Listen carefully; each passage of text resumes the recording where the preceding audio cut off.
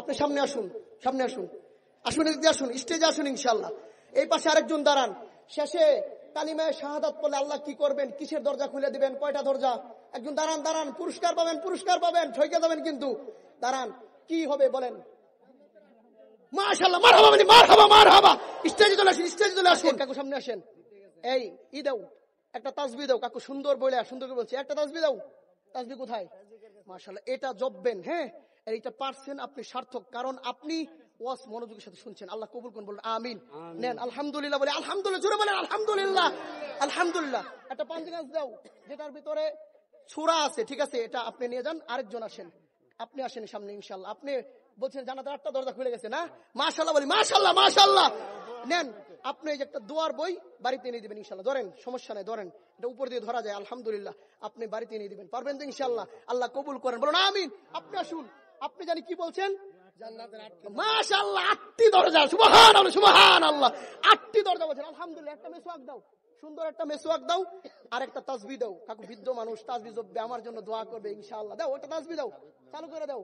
আমাদের সাবেক মেম্বার সাহেব বলেন মারহাবা। আমরা বিভিন্ন জায়গায় বিভিন্ন সময় কাজ করি কিনা? যেমন একজন কাজের লোক আমরা নিয়েছি। কাজের মানুষ যখন কাজে আসে, ওই কাজের মানুষ কাজে আসলে আমরা কেউ কি ডাক দিয়ে বলি, ও জনাব মোহাম্মদ আব্দুল করিম, আপনি আজকে আমাদের কাজের মানুষ, আজকে আপনি আমাদের সাহেব। ও আব্দুল করিম সাহেব, আপনি কাজে আসছেন, এটা আমাদের ক্ষেত। আব্দুল করিম সাহেব, আপনি ক্ষেতটা রোয়া লুগান, আপনি ক্ষেতের ভিতরে ক্ষেতটা নিরা দেন। কেউ কিন্তু সাহেব বলে বলে না, বলে কাজের লোককে সাহেব বলে বলে। আমার আল্লাহ কেমন আল্লাহ, আমার আল্লাহ কেমন দোয়ার আল্লাহ, আমার আল্লাহ কেমন দোয়ার আল্লাহ। আল্লাহ আপনাকে আমাকে নির্দেশ দিলেন, ও বান্দা আকিমুস সালাহ, তোমরা নামাজ আদায় করো। নামাজে যখন যাবা, বান্দা ওযু ছাড়া মসজিদে আইসো না, ঠিক কিনা বলুন?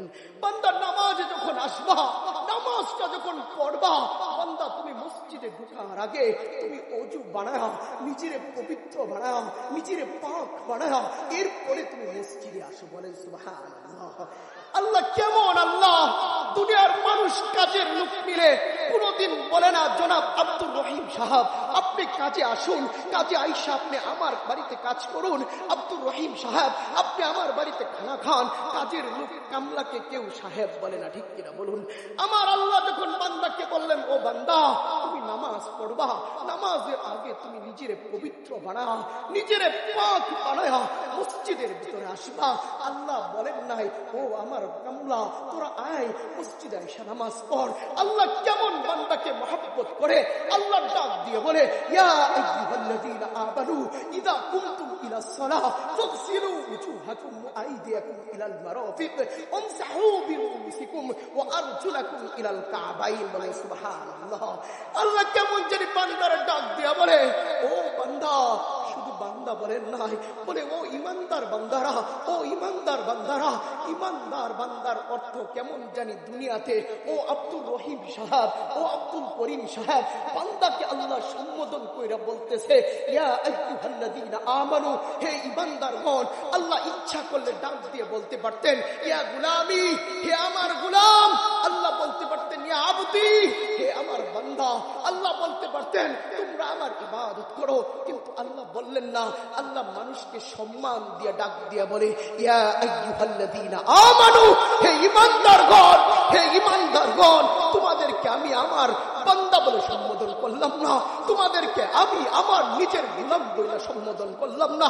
পৃথিবীর বুকে সবচাইতে সম্মানিত লাভ, সবচাইতে দামি শব্দ ইমানদার বলে ডাক দিলাম। আওয়াজ দিয়ে বলুন সুবহানাল্লাহ।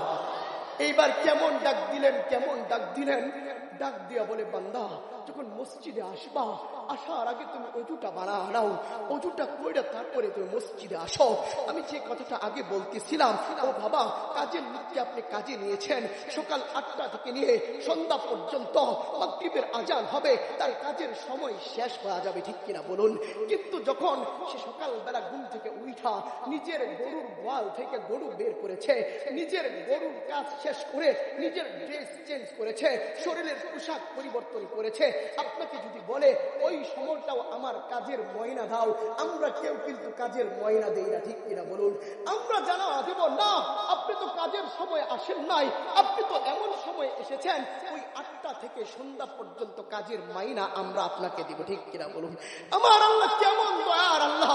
আল্লাহ বলে, বান্দা তোমাদের তো কাজের ডিউটি হচ্ছে আসসালাহ, নামাজ কায়েম করা, কিন্তু বান্দা শুনো শুনো, শুধু নামাজ না, নামাজ না, দুনিয়ার মানুষ তো কাজের আগে যে সময় নিজের কাজে ব্যয় করে তার কোনো মাইনা দেয় না, তার কোনো টাকা দেয় না, কিন্তু শুনো বান্দা, তোমরা আমার এই নামাজের বিধান পালন করার আগে যে ওযুটা করবা, ওযুর প্রত্যেকটা অঙ্গ ধোয়ার সময় তোমাদেরকে আলাদা আলাদা ফজিলত দান করব, ফজিলত দান করব, ফজিলত দান করব। সুবহানাল্লাহ!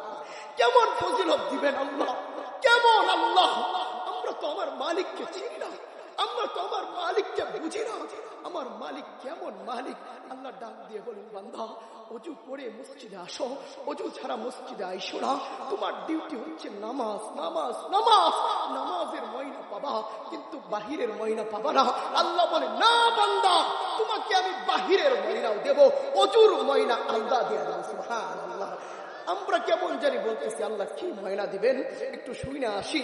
রাসূল সাল্লাল্লাহু আলাইহি ওয়াসাল্লামের হাদিস থেকে রাসূল সাল্লাল্লাহু আলাইহি ওয়াসাল্লাম জানান দেন, ও বান্দা, ও আমার উম্মাহ, তোমরা যারা নামাজে যাইবা, নামাজে যাওয়ার আগে যখন ওযু বানাইবা, ওযু বানানোর সময় খেয়াল করো, খেয়াল করো, খেয়াল করো। রাসূল আকরাম সাল্লাল্লাহু আলাইহি ওয়াসাল্লাম বলেন, ইযা তাওয়াজ্জা আব্দুল মুমিন, যখন একজন মুমিন বান্দা নামাজ পড়ার জন্য ওযু বানায়, ওযু বানায়, ওযুর প্রথমে তার দুইটা হাত কবজি পর্যন্ত দৌত করে, কবজি পর্যন্ত দৌত করে। রাসূল জানান দেয়, শুনো, ইদা ওয়াসালা ইয়াদাইহি, যখন তোমরা তোমাদের দুইটা হাত নামাজের ওযুর জন্য দৌত করবে, খরজাতিল খাতায়া মিন ইয়াদাই, দৌত করতে দেরি, মাল মাই আও আখিরি মা কাতরিল মাই, পানির সাথে অথবা দৌত করার পানির শেষ ফোঁটার সাথে তোমাদের প্রত্যেকের হাতের দ্বারা যে সগীরা গুনাহগুলো করেছো বান্দা, সবগুলো সগীরা গুনাহ পানির সাথে জয়রা জয়রা জয়রা জয়রা জয়রা জয়রা জমিনে পড়া যাবে, জমিনে পড়া যাবে, জমিনে পড়া যাবে। একটু সামনে যায় আল্লাহ, আল্লাহর হাবিব বলেন, এরপরে তোমরা কি করো? দু হাত দৌত করেছো, দু হাত দৌত করার পরে তোমরা কুলি করো, কুলি করো, কুলি করো, ঠিক কিনা বলুন? বলে, বান্দা যখন তোমরা কুলি করবা, রাসূল জানান দেয়, ওয়াইদা মাজমাজা, যখন কোন উম্মাহ কুলি করে, ওযুর মাঝে কুলি করে, খরজাতিল খাতায়া মিন ফিহি আও ফামি, ওই বান্দা ওযু করতে দেরি, ওই বান্দার মুখের ভিতর থেকে মুখ দ্বারা যে সগীরা গুনাহগুলো করেছিল, প্রত্যেকটা সগীরা গুনাহ মাল মাই, পানির সাথে জয়রা জয়রা জমিনে পড়া যায়, জমিনে পড়া যায়, জমিনে পড়া যায়। এরপরে আমরা কি করি? আরেকটু সামনে যাই, আরেকটু সামনে গেলে আমরা দেখতে পারি, আমরা প্রত্যেকে নাকে পানি দেই, নাকে পানি দেই, ঠিক কিনা বলুন? আল্লাহ রাসূল বলেন, ওয়াইদা ইস্তানসারা, যখন কোন বান্দা নাকে পানি দিয়া নাক পরিষ্কার করে, খরজাতিল খাতায়া মিন আনফি, ওযু করতে দেরি, নাকের ভিতরে পানি দিতে দেরি, নাকের যে খারাপ দুর্গন্ধ নিয়া নিয়া নিয়া নিয়া সগীরা গুনাহ নাকে ঢুকেছিল, পানির সাথে সাথে নাকের সগীরা গুনাহগুলো জয়রা জমিনে পড়া যায়, জমিনে পড়া যায়। আরেকটু সামনে যাই, এরপরে আমরা কি করি? দু হাত কোনই পর্যন্ত দৌত করি। বলে ফেলেছি হাত দৌত করলে কি হয়? খরজাতুল খাতায়া মিন ইয়াদাই, হাত থেকে গুনাহগুলো জয়রা জয়রা পড়ে যায়। বলেন সুবহানাল্লাহ। আরেকটু সামনে বাড়ি, এইবার আমরা কি করি? বলে কোন উম্মাহ যদি ওযুর মাঝে এইবার তার মাথাটা মাসে করে, ওয়াইদা মাসহা রাসা, বান্দা যখন, উম্মাহ যখন তার মাথাটা মাসে করে, খরজাতুল খাতায়া মিন রাসিহি, ওই বান্দা মাথার দ্বারা বিভিন্ন ধরনের কূটনীতি ব্রেন খাটিয়েছে, অন্যের জমিন দখল করার জন্য ব্রেন খাটিয়েছে, ওই বান্দা এই ব্রেন খাটাইতে যায়, যেই সগীরা গুনাহগুলো বান্দার ব্রেনে হয়েছে, আল্লাহর হাবিব জানান দেন, খরজাতুল খাতায়া মিন রাসিহি, ওই বান্দা যখন মাথাটা মাসে করে, মাথা মাসে করার সাথে সাথে বান্দার হাতের পানির আর্দ্রতার সাথে সাথে বান্দার মাথার সগীরা গুনাহগুলো জয়রা পড়া যায়, জয়রা পড়া যায়, জয়রা পড়া যায়। আরেকটু আগা যায়, আরেকটু আগা যায়। এরপরে আমরা কি করি? আরেকটা অঙ্গ আমরা দৌত করি, আমরা প্রত্যেকে আমাদের চেহারাটা দৌত করি। রাসূল জানান দেয় ওয়াইদা ওয়াসালা ওয়াজহা, কোন উম্মাহ যখন তার চেহারা দৌত করে খরজাতিল খাতায়া মিন ওয়াজহিহি, তার চেহারা থেকে গুনাহগুলো জহিরা পড়া যায়। শুধু তাই নয়, শুধু তাই নয়, হাত্তা আশফার আইনাই, ওই বান্দার দুই চোখের চিপায় চাপায় যতগুলো গুনাহ হয়েছিল, বান্দা রাস্তা দিয়ে যাওয়ার সময় অন্যদিকে তাকাইছিল, খারাপ নজর করেছিল, বদ নজর করেছিল। রাসূল জানান দেয় এই বদ নজরের কারণে যতগুলো সগীরা গুনাহ হয়েছে, হাত্তা আশফার আইনাই, গুনার এই ক্ষতিগুলো, গুনার এই সগীরা গুনাহগুলো বান্দা যখন চেহারা দৌত করে, দৌত করার সাথে সাথে জমিনে জহিরা পড়ে যায়, জমিনে জহিরা পড়ে যায়। আর একটু সামনে আগাই, এরপরে বান্দা কি করে? বলে এরপরে বান্দা তার দুইটা পা দৌত করে, ঠিক কিনা বলুন? আল্লাহ রাসূল জানান দেন ওয়াইদা ওয়াসালা রিজলাইহি, কোন বান্দা যখন, কোন উম্মাহ যখন তার দুইটা পা ওযুর মাঝে দৌত করে, রাসূল সাল্লাল্লাহু আলাইহি ওয়াসাল্লাম জানান দেয় খরজাতিল খাতায়া বিন ইয়াদাই হাত্তা আযফারা মিন রিজলিহি, তার পায়ের নখের চিপা থাইকাও গুনাহগুলো জইরা জইরা জমিনে পড়া যায়, জমিনে পড়া যায়, জমিনে পড়া যায়। আমরা এরপরে কি করি?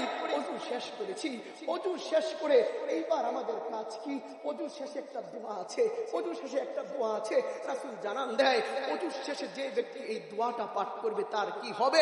রাসূল সাল্লাল্লাহু আলাইহি ওয়াসাল্লাম হাদিসের ভিতরে বলেন মা মিনকুম মিন আহাদিন, তোমাদের যে কোনো ব্যক্তি ইয়াতাওয়াজ্জা, ওযু করবে, এরপরে কি করবে? ফাইজবিল উযুআ, ওযুটা সম্পূর্ণ রূপে পূর্ণাঙ্গ ভাবে খুব যত্ন সহকারে ভালো করে যখন বান্দা ওযুটা করবে, যখন উম্মাহ সুন্দরভাবে ওযুটা বানাবে, ওযুটা বানায় কি করবে? মানে ওযুটা শেষ কইরা সুম্মা কাল, অতঃপর ওই বান্দা যদি এই কথাটা বলে ফেলে কালিমায়ে শাহাদা, সবাই পাঠ করি আশহাদু আল্লা ইলাহা ইল্লাল্লাহু ওয়াহদাহু লা শারীকা লাহু ওয়া আশহাদু আন্না মুহাম্মাদান আবদুহু ওয়া রাসূলুহু। বলে বান্দা ওযু শেষ কইরা, আমার রাসূল বলেন উম্মাহ ওযু শেষ কইরা এই দোয়াটা, কালিমায়ে শাহাদাতটা আসমানের দিকে তাকায়া পাঠ করতে দেরি, রাসূল জানান দেয় ইল্লা ফুতিহাত লাহু আবওয়াবুল জান্নাতিস সামানিয়া, ওই বান্দার জন্য জান্নাতের 8টা দরজা আল্লাহ খুলে দেন, 8টা দরজা আল্লাহ খুলে দেন, 8টা দরজা আল্লাহ খুলে দেন। শুধু তাই নয়, শুধু তাই নয়, ইয়াদখুলু মিন আইহা শাআ, ওই 8টা দরজার যে কোনো দরজা দিয়ে ইচ্ছা বান্দা ভিতরে প্রবেশ করতে পারবে। বলেন না সুবহানাল্লাহ। শুধু তাই নয়, শুধু তাই নয়, বান্দা এবার ওযু শেষ করলো, ওযু শেষ কইরা কি করবে?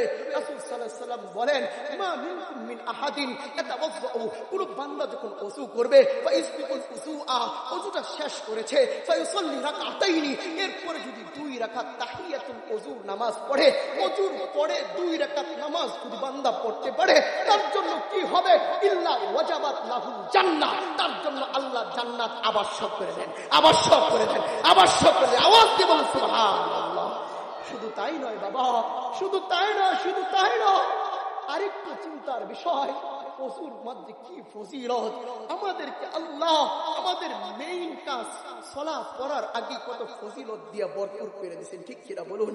এইবার একদিন হঠাৎ করে রাসূল আকরাম সাল্লাল্লাহু আলাইহি ওয়াসাল্লাম বসছেন, বৈশা যখন সাহাবা আজমাইনদেরকে নিয়ে কথা বলতেছে, কথা বলতে বলতে বলতেছে কাল কিয়ামতের ময়দানে আমি হাউজে কাউসারের সামনে দাঁড়াবো। বলেন না সুবহানাল্লাহ।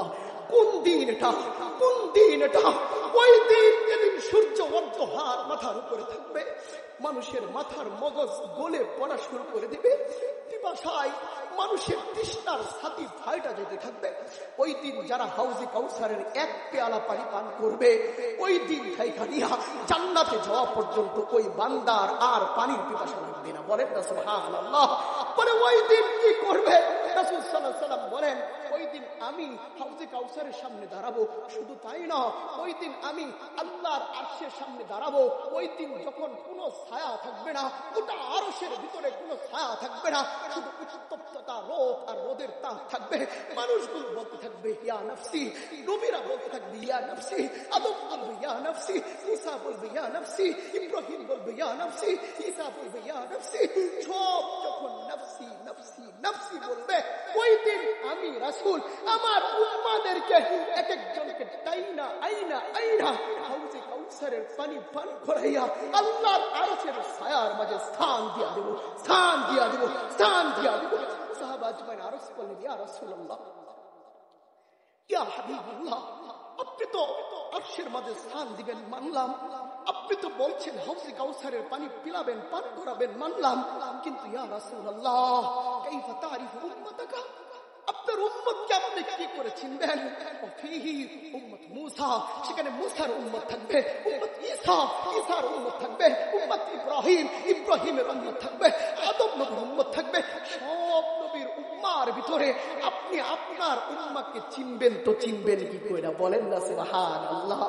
রাসূল সাল্লাল্লাহু আলাইহি ওয়াসাল্লাম বুঝায়া বুঝায়া বলে, ও সাহাবা, তোমাদেরকে আমি একটা উদাহরণ দেই, উদাহরণটা শুনো। বলে, ইয়া রাসূলুল্লাহ আপনি বলুন, আমরা শুনতেছি। বলে, শুনো, একটা জায়গার ভিতরে 1000 ঘোড়া রাখা হয়েছে। 1000 ঘোড়া। বাবা কি 1000 ঘোড়া? বলে 1000 ঘোড়ার সব একই রং, কালো রঙের। ওই 1000 ঘোড়ার ভিতরে 2টা ঘোড়া এমন যার কপালের মাঝে সাদা একটা দাগ আছে, যেটাকে আমরা চান কপালিয়া ঘোড়া বলি। বলে আরেকটা ঘোড়া, যেই ঘোড়াটার পায়ের মাঝে সাদা দাগ আছে, ওই 2টা ঘোড়া 1000 ঘোড়া থেকে তোমরা চিনতে পারবা কিনা? সবাই ডাকতে বলে, ইয়া রাসূলুল্লাহ, নাম আরিফ, আমরা চিনতে পারবো, আমরা অবশ্যই চিনতে পারবো ইয়া রাসূলুল্লাহ। বলে কি দেখা চিনলা? বলে চিনবো চিনবো, ওই যে ঘোড়ার কপালে শুভ্র সাদা একটা চিহ্ন, চিনবো, ঘোড়ার পায়ে একটা সাদা চিহ্ন, দেখায় বুঝে ফেলবো এটাই ঘোড়া, ওই 2 ঘোড়া। আল্লাহ রাসূল ডাক দিয়া বলে, ও বান্দা শুনো, বান্দা শুনো, কাল কিয়ামতের ময়দানে কোটি কোটি উম্মার ভিতর থাকা আমি আমার উম্মাকে চিনবো কিভাবে জানো? বলে মুহাজ্জালিনা মিন আসারিল উযুই, ওই দিন আমার উম্মা যে ওযু বানিয়েছিল, নামাজের জন্য ওযু করেছিল, ওই ওযুর দ্বারা তাদের কপাল চমকাইতে থাকবে, ওযুর চিহ্নের দ্বারা তাদের পায়ের পাতা চমকাইতে থাকবে। আমি দেখবো আর বলবো, এই তো তুমি আমার উম্মা, এদিকে আসো, হাউজে কাউসারের পানি পিলাও, হাউজে কাউসারের পানি পান করাও, আমি আরশের ছায়া নিচে ছায়া দিয়া দেবো, ছায়া দিয়া দেবো, ছায়া দিয়া দেবো। আওয়াজ করে বলুন সুবহানাল্লাহ।